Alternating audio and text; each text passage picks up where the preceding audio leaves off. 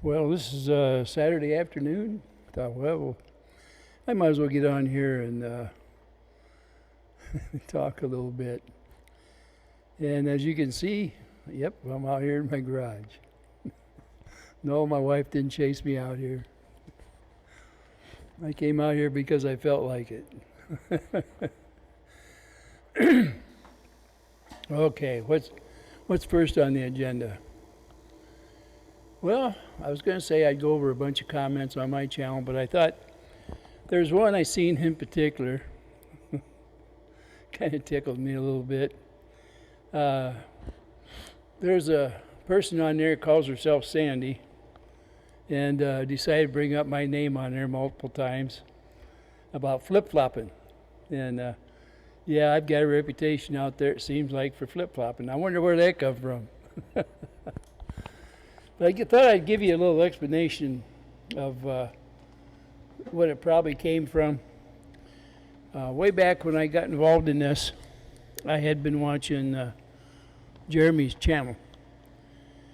And both sides, because of the way I was reporting it, and I reported it as if I was very neutral and looking at it from the standpoint of just like if I was reporting it for a newspaper, like a reporter or a journalist.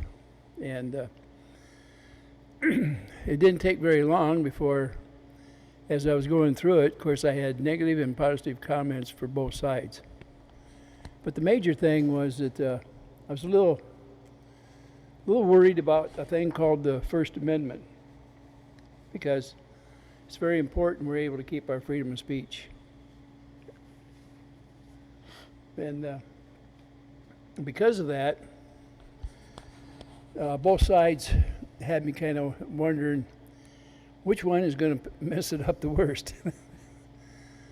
And part of it was that they were using the media, which is this here, and other social medias, whether it be Facebook or Twitter, and I don't know if they use TikTok or not, but anyway, they were both sides were doing things that you could say that could be considered very negative towards each other.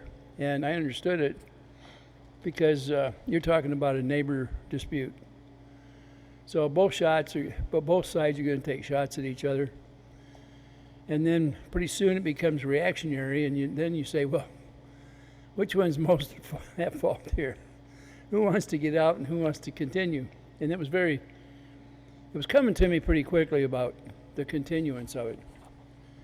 And I had made a remark that I wondered if Jeremy had a split personality of some kind or bipolar, because I could see his temperament and how he could switch on into a very extreme negative things very quickly. And he had a propensity to call people names, which is basically more in the realm of being a narcissist. And I did go out and look at different things, but I had made a comment on there about the split personality, and it brought my nose wanted to run. It brought on a wave of hate comments. And initially, the comments that were negative had come from not from Michelle and John, but a few of the people that watched her channel. But on the other side, the comments I got really were downright threatening. And I hadn't really had what you call a threatening comment from anybody following Jeremy and Michelle, John and Michelle. And then, of course, the difference in size of the followers. When I looked on Jeremy's side, there was a considerable amount. We're talking over 700,000. And this goes back 8 months, by the way. And I couldn't figure out why one person was so stuck in the same attack mode all the time.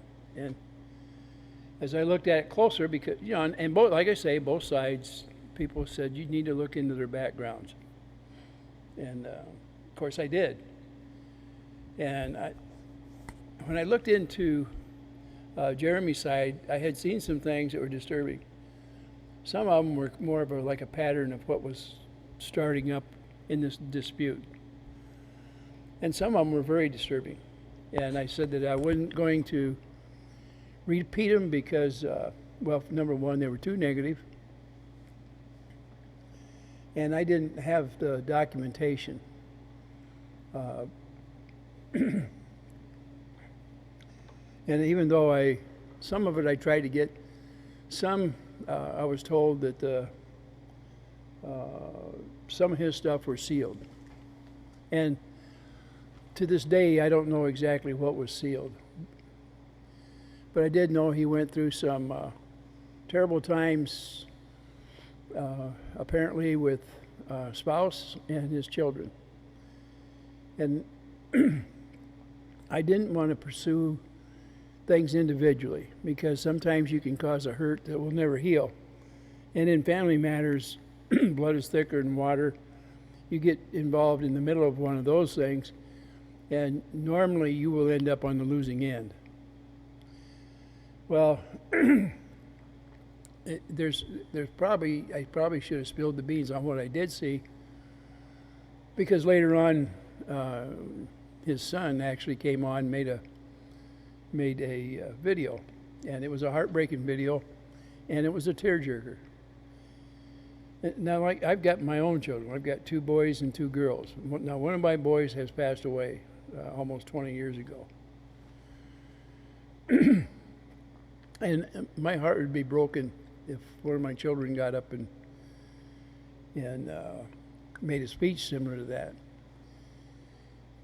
Troubles or not, fathers and children and mothers and children, they love them regardless of what they say or do. And it's very hard to listen to something like that and not get hurt feelings.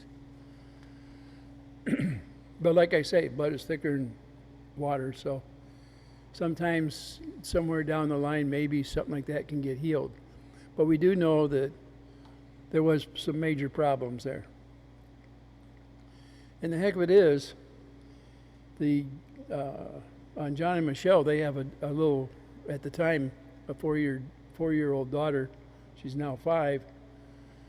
And she seemed to be kind of the focal point, or turned into the focal point for these attacks. Now, I looked at it, and I said, well, what about the conditions of living? Because the one side is saying, no, there's garbage all over, and, there was pictures of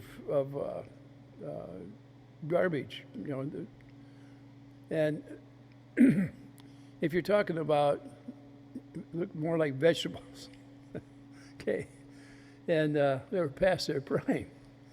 Now, if you live in a small acreage, 1.6 acres, you're going to have piles of stuff from different times until you can get rid of it or whatever you're going to do with it. You can bury it. You can compost it. There's a lot of stuff you do with it, just tell you. So it's normal. Sorry about that. It's cold outside, so when I went from the house into here, my nose wanted to start running for some reason. So I dismissed a lot of that because growing up, we composted quite a bit of stuff for our garden area. And about a third of our backyard was actually garden. And we had to do things like that because we couldn't afford to buy all of our groceries, produce and stuff in a grocery store. And a lot of our game came from the woods not too far from our house. And we had a small creek down there that was full of fish. So we had pretty much some kind of food that we were getting off the land, if you will. And all the farmers around there knew us because my grandfather's farm my great-grandfather's farm was a quarter mile out. So everything from there, this way, they all knew us by first name. But like I say, I looked at John and Lionette, and I thought, well, actually, this girl has it much better than I did. But we didn't have indoor plumbing. We finally got it when I was in junior high school, but coming up, no, we used an outhouse outside. We had a pump that we shared with two other homes. Actually, the other two homes were belonged to my aunt, or my great aunt, actually, is what it was. Well, it was my grandmother's house that I was raised in. So, and it was on the edge of town. Now I'm sure, and it was the people that lived down and around what I consider the creek area. It's kind of like a hook goes through town, or on the edge of town. That was kind of the poor section of town. And clear on the other side, going out, I believe, let's see, be going out the east side. They had an area was similar, but not quite as bad or poor. Let's put it that way. If you think of money as being better and poor being the worst. But they were all good people, and sharing and stuff like that was commonplace there. Out of the garden, there were trees, and the fruit trees around there, and vines from grapes, and like we had currants and stuff in the back. My aunt had grapes and cherry tree, and we had apple tree, and rhubarb, and horseradish, and there was just an abundance of things that nature provided for everybody around there. Poor, but a lot of God's gifts there. But anyway, they kept saying about the conditions there, how bad it was. And as I looked deeper, I thought, well, this isn't quite as bad as they're saying. And they kept hitting on no sanitation, no water. Actually, they hit on the sewer more than anything. They just said the water's nasty no matter where you go in Otter Creek. Actually, they say Otter Creek. That was one of the first things that I noticed there, that they changed the name of the town. At least Jeremy did. Into his own storyline, let's put it that way. But they actually had a approved sanitation system on there. So I knew right away that was a lie that had been spread. And I said, well, what other lies are there? And, people, as far as the type of discipline and things like that, they all use different phrases for something they're going to do. And, my mom different times said, I'm going to whip your butt, or you're going to get your butt kicked or something. But, she never meant it to be like a corporal punishment. And, there was never what I call bruises or anything like that from getting a spanking, because, quite frankly, parents don't like to do damage to a child, obviously. They'd be crying worse than a child before it was all over. And I know that because, my kids, I said, you're going to get a whipping if you don't behave yourself. But it was very seldom that they got any type of punishment. It's not in my DNA very well to do that. But that doesn't stop the threat. Okay, the threat was doing something. And for the most part, my kids were very well behaved and had good manners and everything. And I've noticed in that daughter of John and Michelle, from what I've seen through the videos, she's very well behaved, outgoing,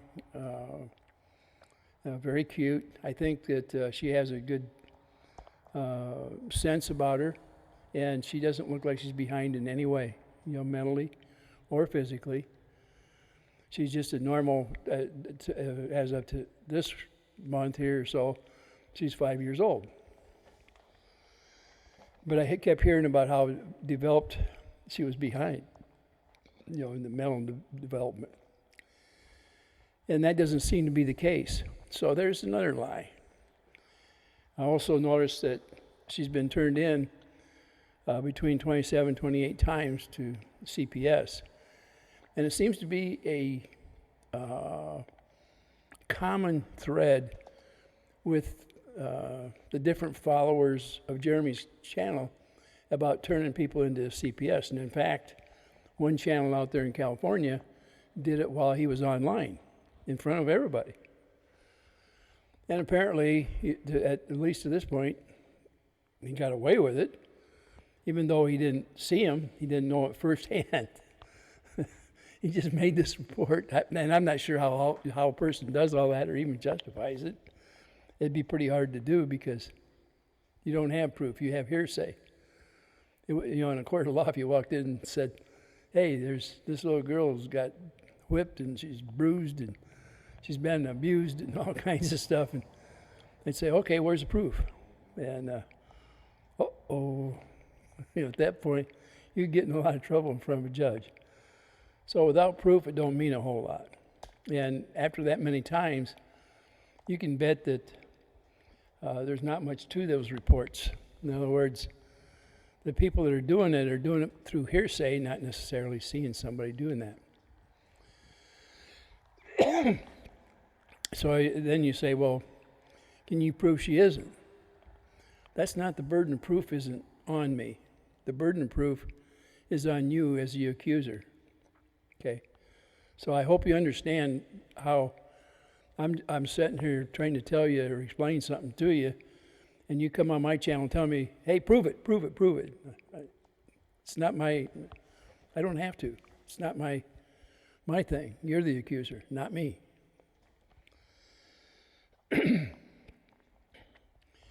Sometimes people get carried away and they like to show pictures of other people's children. And in your heart, you probably know that that's not a good thing to do, and some of you are doing it in jest and making fun of people. And, this poor little girl, when she gets into her teen years and this stuff comes up on the internet, because it's there forever, can't take it back now, and you were a party to it. I mean, how does that make you feel that this little girl's got to relive all this stuff that surely it affects her somewhat now? It just, it don't make sense. So anyway, I'm going to get, that was to give you an idea how slowly but surely I decided to get from the neutral and then went to Jeremy, and then I said, nope, I can't do that. I can't. There's been too many lies out there that if they weren't outright lies, they were overemphasized to a point to make them a lie. Like the fisherman's lie, catching a small fish, he gets home, it's this big. It was this big to start out with, but it's this big now. That's a fisherman's lie. It was true that he caught a fish, but he didn't catch a big one, okay? So, once I made up my mind that Jeremy was in the wrong as far as the way he was doing things, and I said that on my channel. I said I didn't like the way he was doing things. It's not that I'm against what he was doing at that point. I just don't like how he was doing it. Well, as this thing progressed, and it was more like somebody beating another person that was down. Somebody in the gutter would go over there and kick him a couple of times. Then I thought, boy, that's just not in my ballywhack. I don't believe in doing that at all. Not at all. So all along the way, I said, I didn't know Michelle and John that well. And I didn't want to stick my neck out and say, hey, they're okay, because I didn't know if they were okay or not. But as time went on, the personalities of each started coming through. And I could see that they had some rough edges. Well, back when I was not too much younger than them, I had some pretty rough edges of my own. So what am I going to do? Call myself something that I shouldn't? But the rough edges didn't make me all wrong. And it doesn't make them all wrong either. And if they didn't have that grit, they wouldn't be able to sustain this, what's went on in the last 2 years. They wouldn't be able to take it. And yes, there's a lot of reactionary videos and statements on social networks out there, but that's normal. According to statistics, Facebook alone, people lie on there. At least 85% of the people out there lie in some way about their status, what they're doing, or what somebody else is doing. 85% is what the statistics were out on there. Go ahead and Google it. You're going to see that, yeah, it'll light up red lights all over the place. People like to do or say things that they're not. Because they're on a keyboard here, they can say anything they want. They can hide behind it. That's modern society today. Well, I started following a couple of channels on there that seem to think quite a bit of John and Michelle. But even before that, there was a person called Marla, and different times that she said, you would have a different opinion, right? You just don't know them. You need to study this a little closer. And she kept being persistent, so I wouldn't let her get on my channel anymore. I'm not going to argue with her every time I put a video up. And so I ghosted her.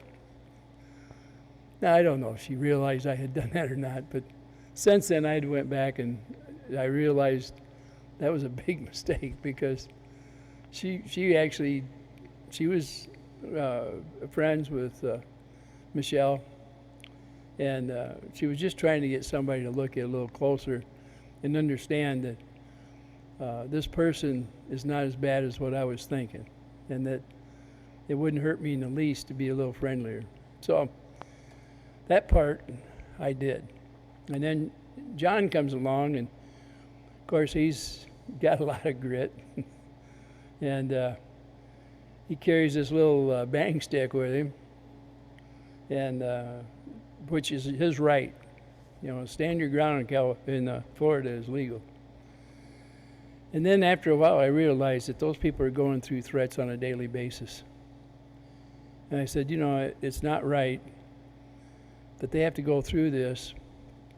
And there was a court order where they can't be within 500 feet of a person, or with Jeremy. I think Jeremy and George both, but without getting a charge against them. That, you know, I thought, well, okay, I understand that. And he had one against him as well. And of course, his wasn't anywhere near as extensive as that one, but which one takes precedent? The one that Michelle and had was a temporary one until they could get through the court system. And unfortunately, the court system was being held up by a judge that talked too much. As far as I'm concerned, he did. And I don't know if that was his intent or what, but he was stuck on himself. To me, that's what it looked like from an outside looking in. And I felt bad for both sides, because neither side was going to be a winner in this. The only ones that were going to win on it were the lawyers involved. The lawyers were going to make plenty, and they were going to lose plenty over a neighborhood dispute over a protection order. Meanwhile, I think Jeremy filed about 4 violations against John and Michelle, one or the other. And you know, as those things come in, there's a fine associated every time the Ohio judge said, yep. And in fact, the sheriff's department had investigated those and said, no, it's not, they're not in violation. There's no proof, not enough proof. Well, that paperwork never made it to the judge up in Ohio, because it's very easy to keep that, unless you want to pay to have the documentation, pretty much in the dark, and it was kept in the dark. Well, along comes a journalist that actually had that paperwork and the proof and kept her mouth shut the whole time. It was okay. I'm thinking, holy mackerel, this is unbelievable what's going on.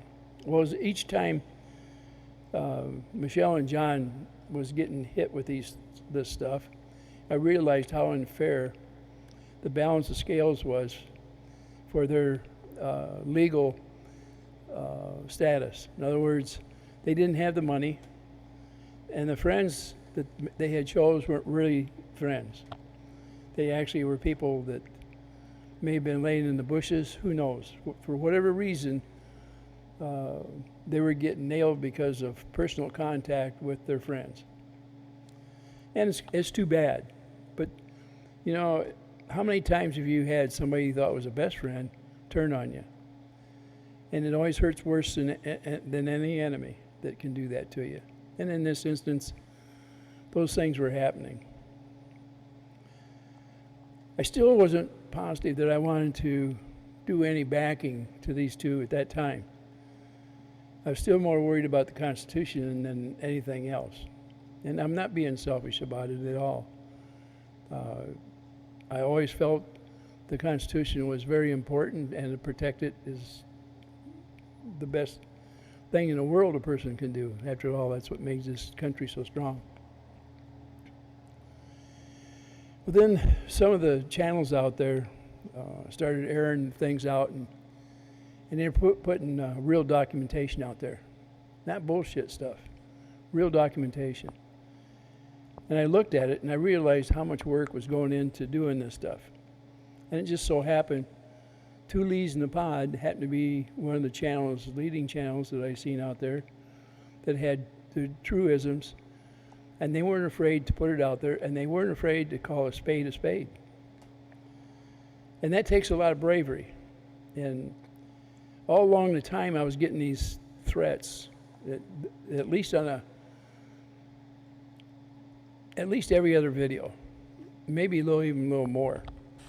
I would get this thing that would say, I'm going to take a screenshot of this. This is going to Jeremy.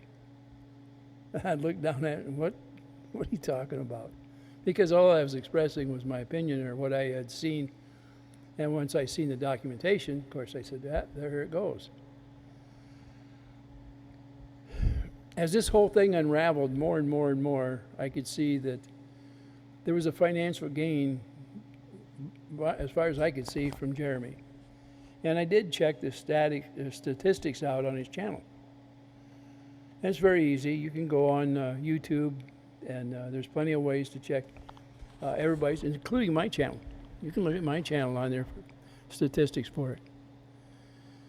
And by the way, the reason I had so many on this channel was in the very beginning, Larry Foreman, on one of his, said, let's build his channel up. Let's get him some subs, because I was very into the First Amendment. And I ended up that night with an increase of over 5,000 people came to my channel. 5,000. And they did that within about like a little over an hour. And I was thankful for it. You know, it's okay. But here's the thing. Even though I gained all those subs, I didn't gain so much as a nickel or a penny or anything for having subs come in on here or making comments, whether it's good or bad. Nothing. And somebody said, well, now you've got enough to you can monetize. Well, I could have before. Way back a long time ago, I was building the channel up a little bit, and I had quite a few people come in on things that were more tech than they were anything else. Not tech this way, though. Okay. And I kind of let things go because, well, I don't want to be obligated to this little thing. Why would I? I retired because I didn't want responsibility anymore. I wanted to relax, and my wife and I wanted to see things, including children and grandchildren and parts of the world we hadn't seen. Not that we hadn't seen most of the states by now, but the things we hadn't seen that we were curious about. Well, when I look at this whole scenario over there, and people say, well, you got to do this, you got to do that, I realize there's a lot of people can want to lead your life better than you can. And they're not walking in my shoes, are they? So they don't know my real reasons or anything. But I did get tired of hearing stuff about, you're going to get sued. You've been noticed. And this came on a regular basis. And I thought, boy, that's dumb. Here I am, I'm a First Amendment advocate, and they're going to sue me over an opinion or something I said about somebody that It was not, if it's a truism, it's not negative. And I was saying something or calling somebody by a name, such as, let's say, Germ for Jeremy, that on the internet now is common. And not from just now. I'm going clear back to 2014. If you don't believe me, I can point you in the right direction. But anyway, let's get back to doing this scenario. When I get threatened on a weekly basis about, well, we're going to get another screenshot, I hope you just understand you're going to get sued. And I thought, wow, that is a threat. That's a threat against my First Amendment. It's a threat against my channel. And then some personal threats came in. And then some defamation come in. Now, if you want to figure out how to get on the wrong side of me, and you come after me with everything you got like that, and you want me to kowtow to you or back off, go to hell. Okay? Just go to hell. Now, the other thing, I happened to watch Lisa's channel.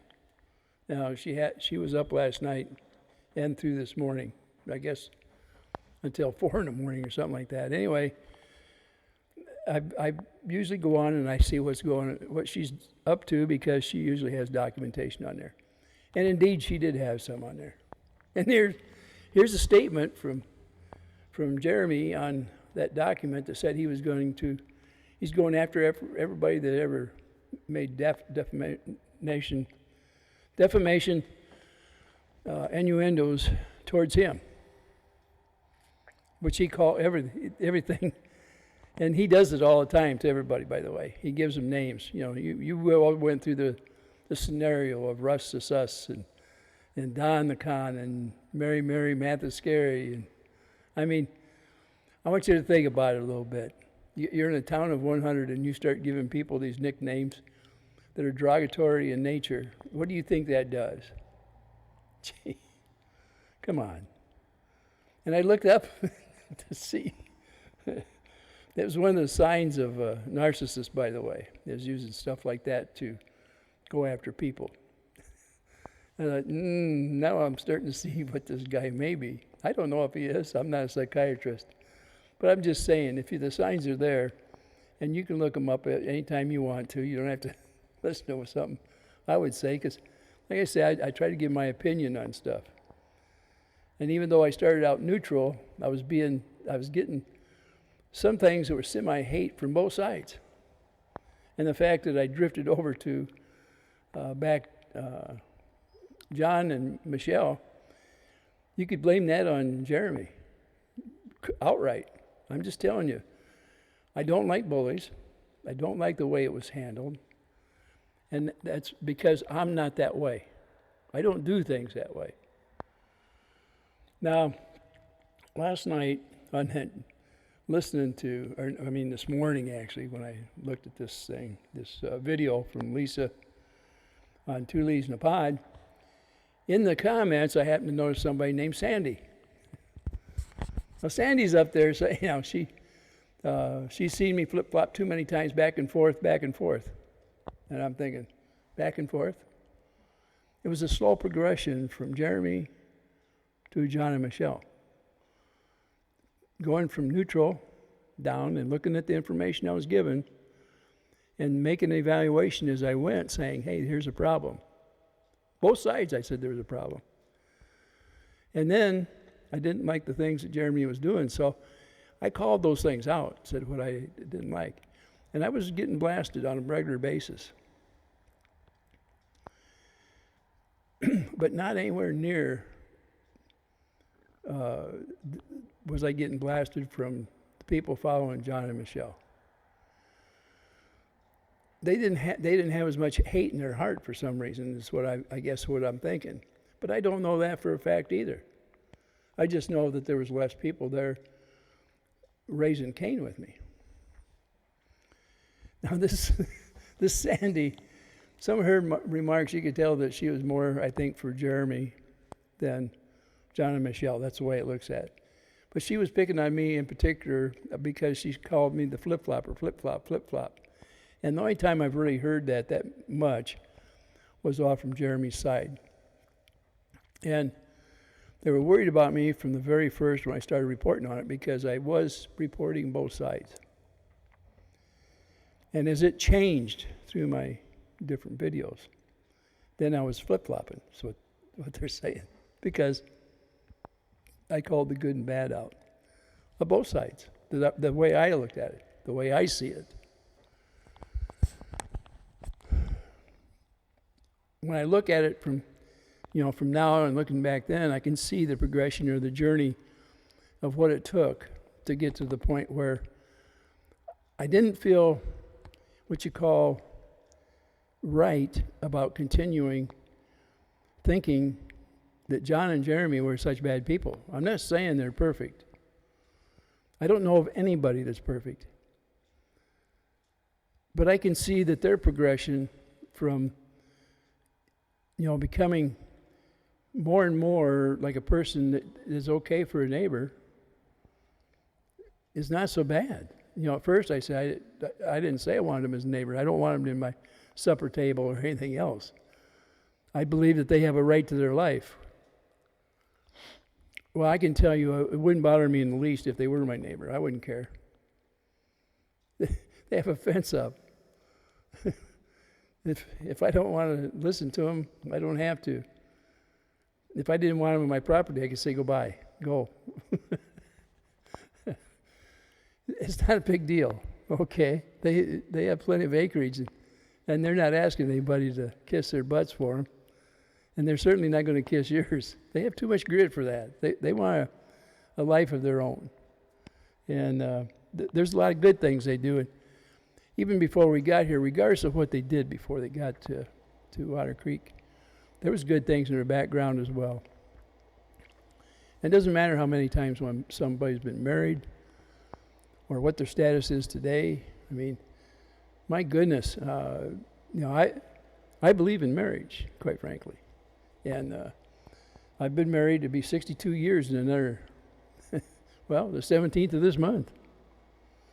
So I'll give you an idea how long it's lasted. It's lasted from the time we were in, we were high school sweethearts, to let you know. We still are. We have a good time with each other, and we always did. So,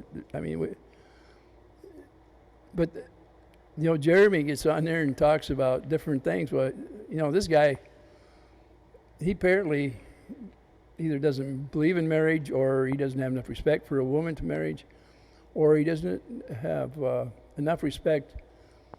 I know he claims to be Christian, which is fine, and he was a minister or a preacher. He's got the documentation for it. I've listened to some of the things he said while he was on a pulpit. Now, there's some things I take issue with, very much so. But other than that, but he doesn't practice that part of it. So if I was him, I wouldn't throw too many rocks. I mean, it just don't, to me, it doesn't make sense. And I've seen him when he was over there yelling at John. I mean, everybody out there is seeing that. And they know his language is gutter. It's in the gutter. And we know from what he said on his live Sundays how he feels about the people in Otter Creek. And it's not very good. The people that he collabed with, that's not very good. He's had several girlfriends. None of them measured up, apparently. Although he'd like to tell you that he dated some pretty supermodels or something.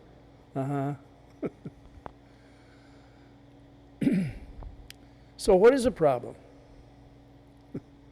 I don't know. Why does he pursue it? I mean, why, if you're losing money and you're gaining subs, I don't understand that either, the analogy in that. Now, this whole thing has been quite a deal where money, and we're talking well over $1 million in the last year that has been gained through repeating this story in one way or the other. why is that?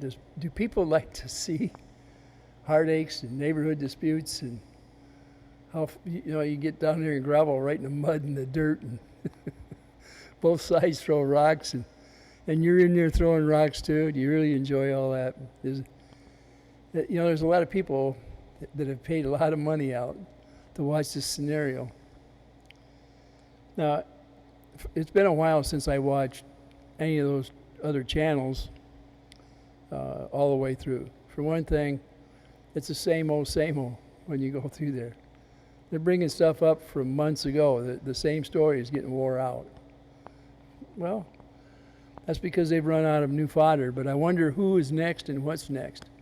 I shouldn't have to worry too much because he admits in the documentation that I seen this morning, okay, the depot that was taken, about the lawsuits that will be coming for any of those that defamed him. And let me tell you, it'll be in the hundreds. So I'm not sure how he'll go after everybody, but it's going to take him in line or what. But I got to thinking about it. What if, I don't know how many of you guys out there had these threats about somebody taking screenshot of your channel or something that you said on your channel or something you said on somebody else's, because I've got them both ways. They have taken screenshots of the things I've said. My opinion means something, I guess. If he's going to sue somebody and he says, it doesn't matter, he goes after him to break him. Doesn't matter whether he wins or loses. He just wants to break him. That's pretty vindictive, and that's malicious. And that's using the court system in a system that was never designed to do, which means it could get very restrictive someday if everybody jumped on that same wagon. So let's sue because we can sue. We have more money, we can sue longer, and we can break all these people. We can make them shut up. And in a way, that's what he's trying to do, is to keep everybody from using your First Amendment. And he uses his First Amendment every single video. And dares you. He dares you. He calls you names. He tells you how stupid you are when you donate. Yeah. Well, anyway, I hope I got my point across. Now, Sandy, you don't have to follow me. And as far as a flip-flop, I stayed neutral for a long time, and I'd give both sides of the story. If that's flip-flopping, hey, that's your determination, that's fine. You're not the only one that felt that way.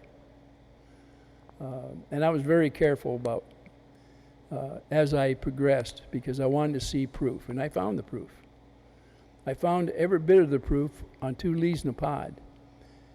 And she's been very careful as well, because she hasn't given you the real down low stuff that she could very well on there that's been turned into her by others. If you think there's not others out there that aren't upset, you'd be wrong.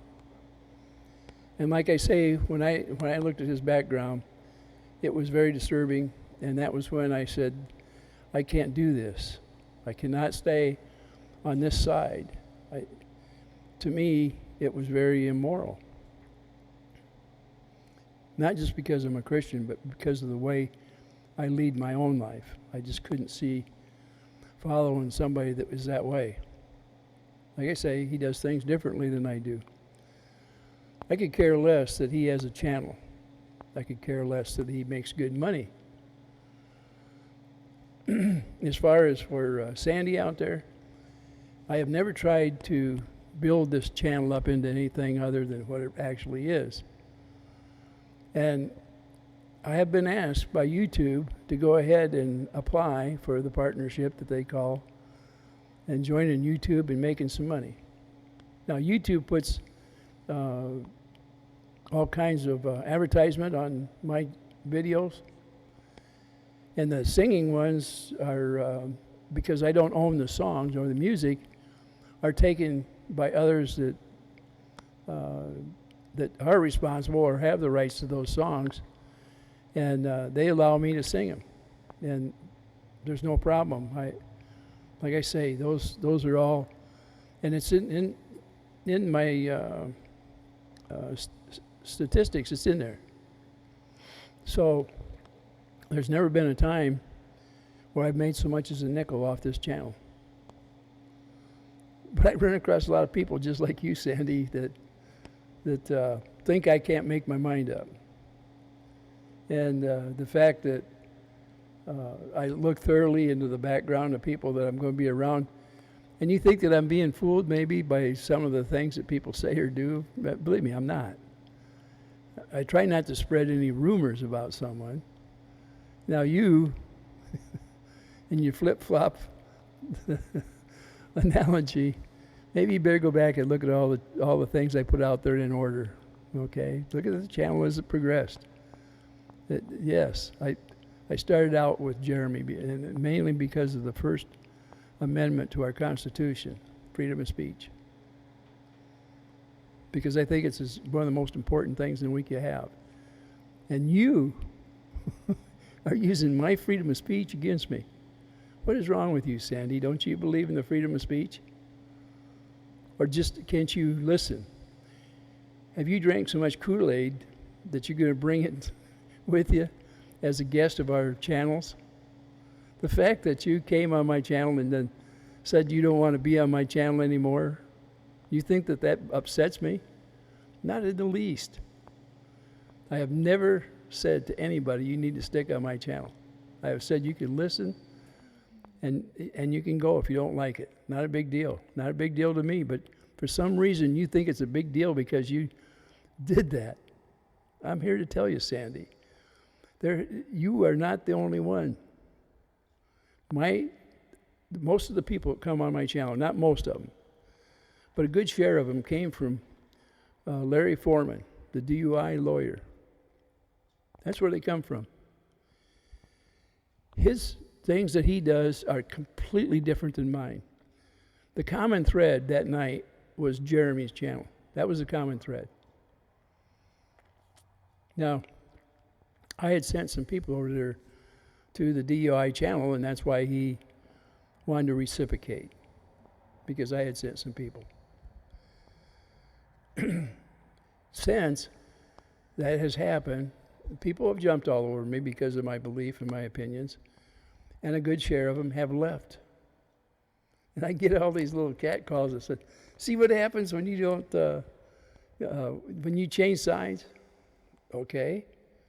Have I ever said that I was worried about it? No. Did it make a difference in what I make on here? Not one penny, because I don't get anything. That's all I got today. I hope everybody out there is happy. I really do.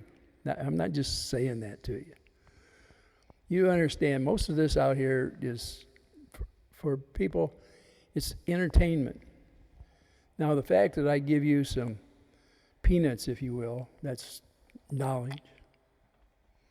If you want to take knowledge from, as Jeremy says, that old man that has maybe some issues,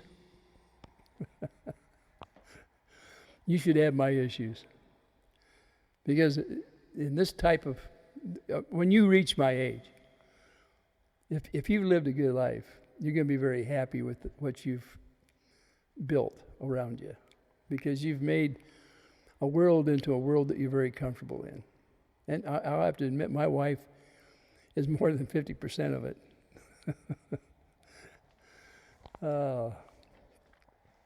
Yes, I have a love of life.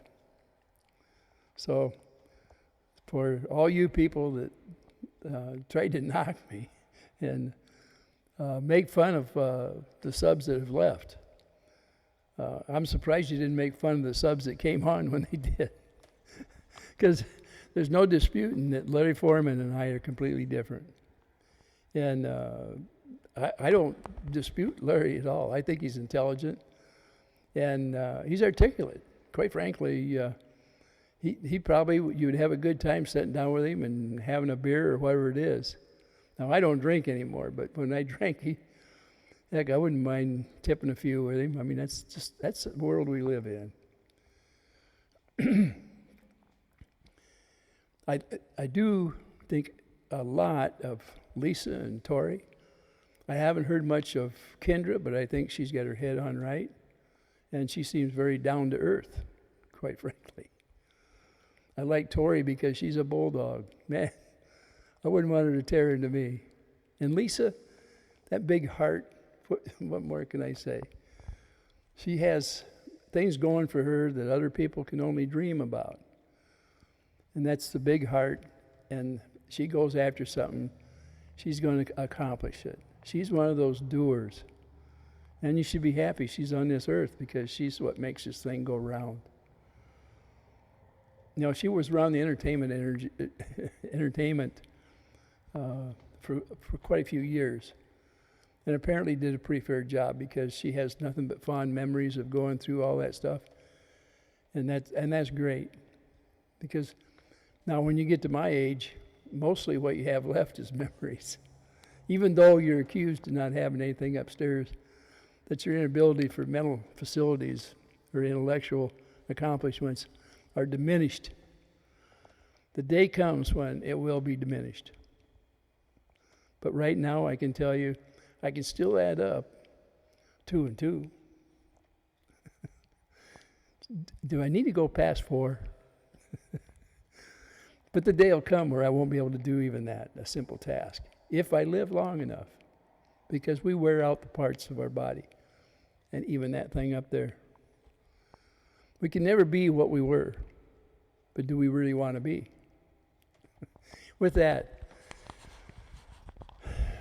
I'm going to give you something that I kind of like right now. It's something that John gave all of us. What is that? Ta-ta. Have a great day out there. I hope your weekend is great as well.